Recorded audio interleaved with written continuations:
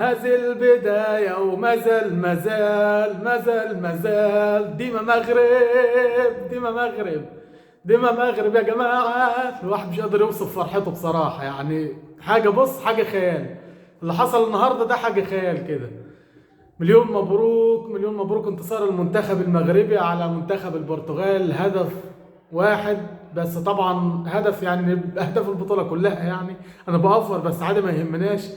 يوسف النصيري طبعا ارتقاء ولا اروع ولا اجمل، بس طبعا الاروع من كده تحركه للكره، وقدر ان هو يخطف الكره في الوقت المناسب من قبل حارس المرمى ويحرز هدف المباراه الوحيد. وقدر المنتخب المغربي ينتصر على منتخب البرتغال، ويبقى في المربع الذهبي ينتظر اللي يفوز من منتخب فرنسا ومنتخب انجلترا النهارده الساعه 9 ان شاء الله. ايا كان بقى احنا خلاص مش عايزين منكم اي حاجه تاني، مش عايزين اي حاجه تاني من منتخب المغرب.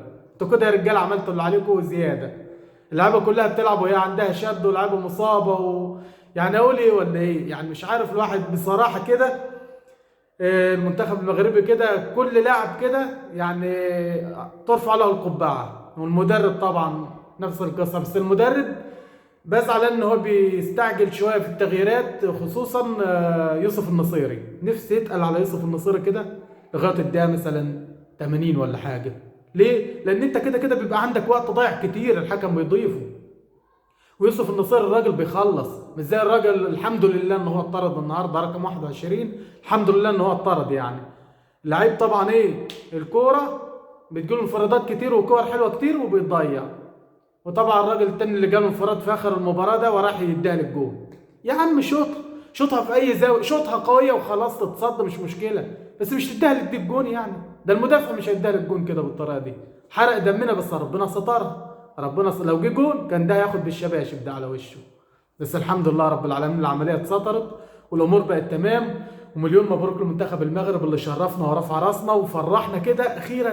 يعني الواحد عمره ما كان يتخيل ان هيفضل متابع كاس العالم لغايه المربع الذهبي وفي فريق عربي بنشجعه. دي كانت حاجه بعيده عن الخيال كده، كانت بعيده عن الدماغ خالص. بس بفضل الله المنتخب المغربي قدر ان هو يصعد. والواحد مش قادر بصراحه يوصف الفرحه اللي هو فيها، ومش عارف اتكلم ولا عارف اقول اي حاجه. اقول ايه يعني؟ سيف الدين المرابط رجوله ابو الرجوله كلها في الملعب. سيف الدين المرابط طبعا بوفال مهاره بقى والشغل كده العالي. وطبعا ما ننساش اشرف حكيمي. والراجل عاقل كده وتقيل تقيل، ما بيتهزش كده، بيلعب عليه اي حد ما بيهموش. وناح الراجل النهارده مقفل الدنيا، قطع ميه ونور هو املاح ورا. وطبعا قبل خروج جسايس الراجل بيلعب على اصابه كتر خيره، وانا عارف الكلام ده وكنت عايل همه قوي. بقول سايس بيلعب على اصابه وعنده شد من المباراه اللي فاتت. وطبعا لما رابط بيلعب على اصابه كده كده، بس لعيب رجوله ما يتخافش عليه. يعني هتشكر في مين ولا مين؟ والنصيري اللعيبه كلها بامانه كانت رجاله. وزي ايش طبعا الراجل المهاره بقى، الراجل اللي له تقله كده اللي ما تخافش عليه، بيبقى في وسط ثلاثه يعرف يتصرف، يعرف يخرج الكره من رجله، يعرف ينقل الكره لقدام. يعني بامانه اللعيبه كلها شابوه بجد لكل اللعيبه. نسينا اهم واحد بقى، بونو. الراجل شال الكره بتاع جواو فيليكس. الكره جون يا جماعه، الكره جون، الكره جون اللي كريستيانو سندها له كده وداها. معلش يا كريستيانو، معلش يا الدون، احنا بنشجعك وبنحبك كعرب، بس مش على حساب المغرب، مش على حساب فريق عربي. هارد لك. يعني ده اللي اقدر اقوله. انما طبعا مليون مبروك لينا كعرب، فوز المنتخب المغربي النهارده. وايوه كده يا رجاله، فرحتونا وشرفتونا. المباراه الجايه استمتعوا، مش عايزين منكم حاجه. يعني اعملوا اللي عليكم. والكره ملهاش كبير، الكوره ملهاش كبير. سواء فرنسا انجلترا، انتوا فزتوا على المنتخب البلجيكي، تعادلتوا مع كرواتيا اللي هي حاليا معاكم في المربع الذهبي. فزتوا على المنتخب الاسباني من اقوى اربع فرق في البطوله السنه دي. البرازيل، اسبانيا، فرنسا، انجلترا. الاربع فرق دول اقوى سكواد، اقوى سكواد حرفيا كده. عندهم دكه مرعبه. دي الفرقه المتكامله. يعني شوف اسبانيا خرجت، البرازيل خرجت.